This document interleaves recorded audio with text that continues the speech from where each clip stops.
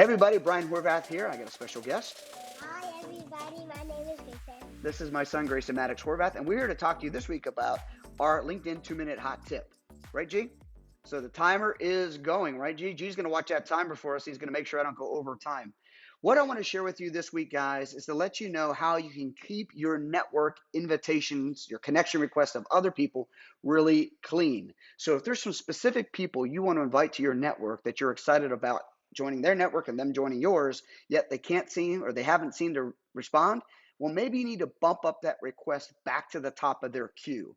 If there's someone of high profile or someone of major influence, or maybe they're just not on LinkedIn often enough, you're going to want to make sure that you stay front and center, bumped up to the top of their connection requests. So let me show you how to do that. You're going to go into your profile, as I am here. You're going to click My Network, and you see here Manage right at the top next to Pending Invitations.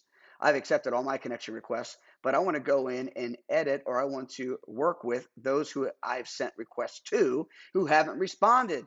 So here's some folks. 5 people haven't responded to my requests. So how am I going to fix that, Grayson? I'm going to go to the bottom here, or to the bottom list, and see who's the one I haven't heard from in the most amount of time. And it's Frank Kern, who's a big influencer in marketing. And I'm going to simply click withdraw. It's then going to tell me if I withdraw now, I won't be able to resend to this person for up to 3 weeks. Actually, that's a good thing, because when I click withdraw, in about 3 weeks' time, I can bump back up to the top of Frank's connection request. So hopefully they see me. Now, G, we only have 16 seconds left. So we need to end this sucker, don't we? Yeah. Okay, everybody. Hopefully you enjoyed this LinkedIn 2-minute hot tip this week.